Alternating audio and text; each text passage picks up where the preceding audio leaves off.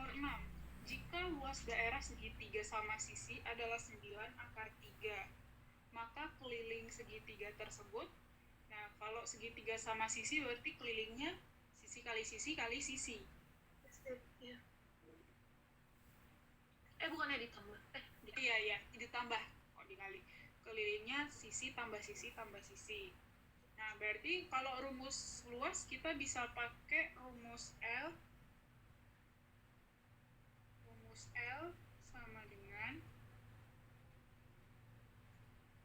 1/4A kuadrat kuadrat akar 3. Akar 3 pakai simbol ini aja ya, kakak buat. Akar 3. Oke. Kita pakai rumus ini ya untuk menentukan luas daerah segitiga sama sisi. Nah, dia udah ngasih tahu nih di sini, 9 akar 3 itu adalah luas daerahnya. Kita masukkan nih. Kita masukin luasnya 9 akar 3. 9 akar 3. Masukin rumusnya 1 sama dengan 1/4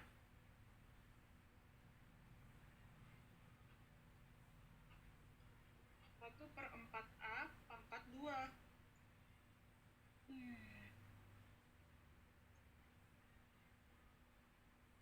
Akar 3. Ya, Kenapa dikasih akar 3? Kita sengaja pakai rumus luas daerah segitiga yang 1/4 pangkat 2 akar 3 supaya, karena kita tahu di sini ada 9 akar 3. Nah, akar 3 ketemu akar 3 kan bisa saling dihabisin kan? Ya, nanti tinggal dicoret. Ya, jadi kita sengaja ambil yang akar 3 rumus luasnya supaya akar 3 sama akar 3 ketemu habis, jadi hasilnya 9 dikali 4 sama dengan 9 dikali 4 sama dengan A kuadrat. Oke, keluar ya, sebentar. 9 kali 4 sama dengan A kuadrat. Ya, jadi dapat nilai A kan? A sama dengan akar dari 9 kali 4, 36 kan? Akar dari 36, 6. Nah, udah dapat nilai A. Berarti dari nilai A kita cari keliling segitiga. Keliling segitiga sama sisi kan? Sisi tambah sisi tambah sisi. Berarti 6 tambah 6 tambah 6. Jadi jawabannya 18. Ya, jadi jawabannya 18. Oke, gitu ya.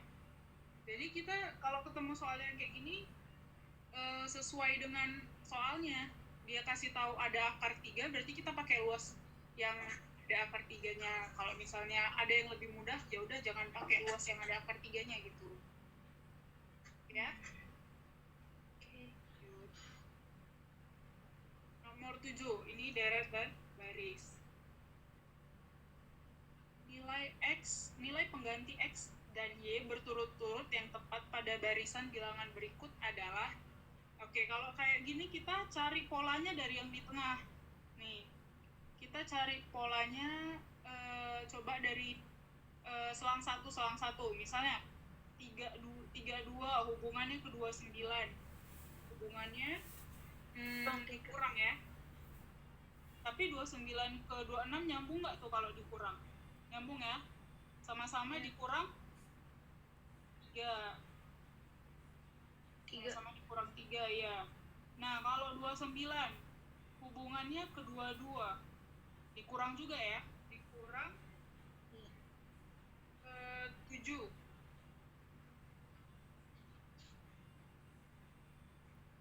Ya, dikurang 7. Berarti kita bisa menentukan kalau 29 ke 22 dikurang 7 berarti 22 dikurang 7 sama dengan Y. Dikurang 7 juga. Nah, dapat gak tuh? 15. Kurang 7. 15 kita keep yang ini ya. Untuk membuktikannya berarti 29 ditambah 7 untuk mendapat X. Ditambah 7, bener kan? 36, berarti jawabannya B.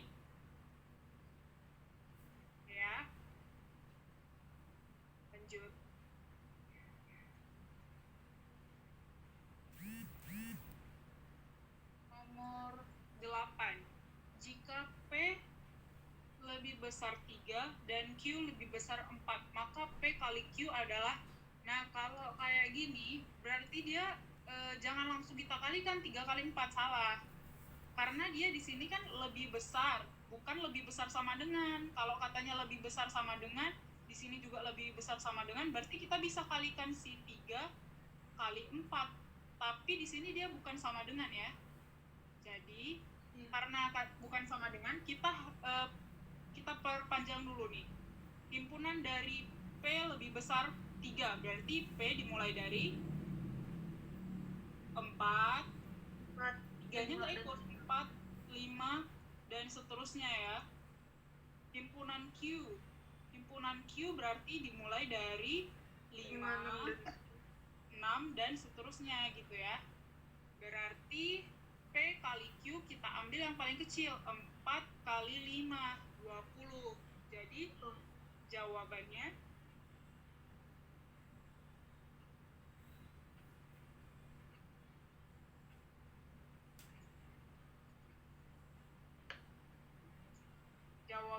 lebih kecil dari 20.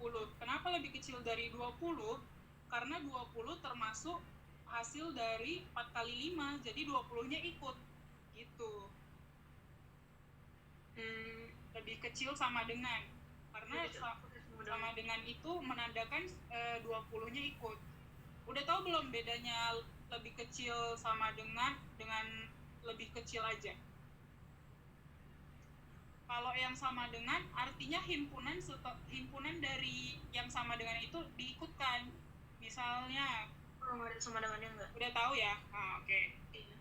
Kalau yang ada sama dengannya, intinya dia diikutkan mulai dari bilangan yang disebutkannya tadi. Tapi kalau nggak ada sama dengannya, berarti himpunan selanjutnya atau sebelumnya gitu. Dia nggak diikutkan gitu. Oke, lanjut ya. Tadi jawabannya yang D. Nomor 9. 5,65 kurang 5,55 tambah 4,55 kurang 4,45 tambah 3,45 kurang 3,35 tambah 2. Nah, ini kan panjang ya, terlalu menyita waktu kalau misalnya kita menyelesaikannya secara manual, itu terlalu menyita waktu. Jadi cara cepatnya kita kasih batasan nih. Kita kasih batasan yang dimulai dari min. Ini min sampai sini, ini dijumlahkan terlebih dahulu. Kemudian yang min ini sampai sini jumlahkan terlebih dahulu. Kemudian min mulai dari sini sampai min sampai sini nih, dijumlahkan terlebih dahulu. Nah, jadi yang nggak ada di dalam kurung bisa kita asingkan atau bisa kita diluankan. Misalnya 5,65 dikurang 2,25.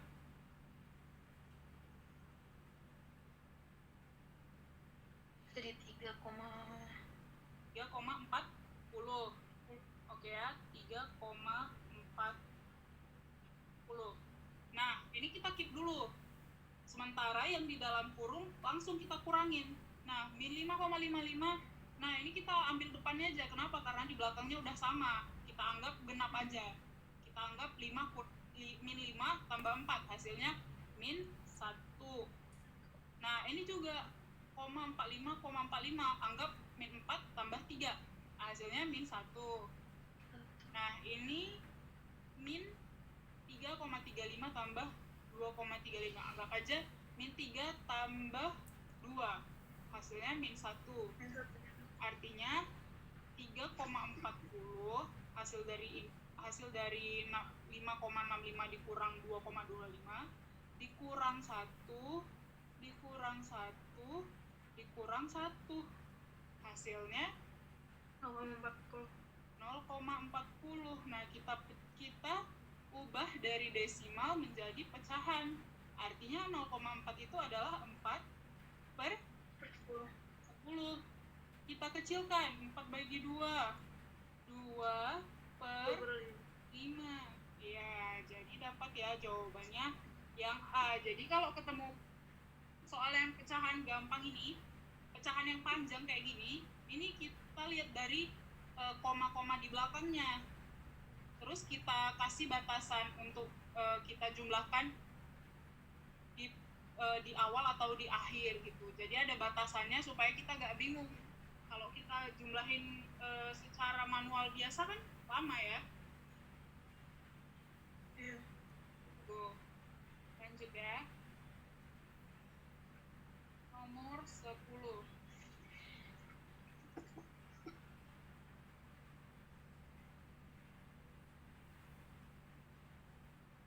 Boleh Zanis yang baca? Jika X sama dengan 0,888, Y sama dengan akar 0,88, dan Z sama dengan 0,88 pangkat 2. Maka pernyataan yang benar adalah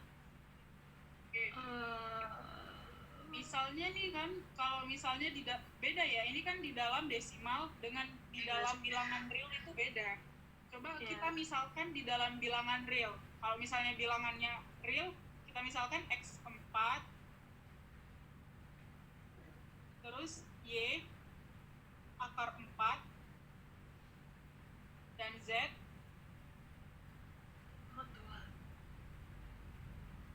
4 kuadrat.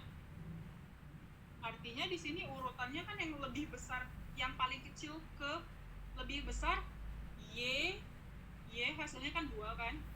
Di sini 16. Urutannya kan Y lebih besar X, lebih besar Z. Nah, berbeda kalau di desimal. Kalau di desimal nih, kita anggap aja desimalnya ini yang mudah lah ya, yang bisa dikuadratkan.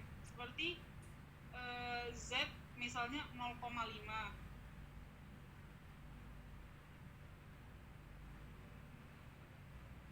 Kalau dikuadratkan,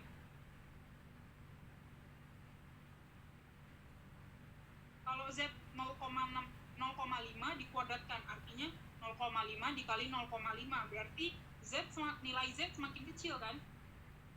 Jadi 0,25. Jadi urutannya bisa diurutkan.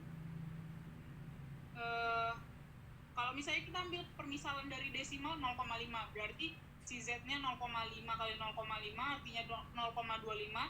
Si X-nya tetap 0,5. Si Y-nya akar dari 0,5.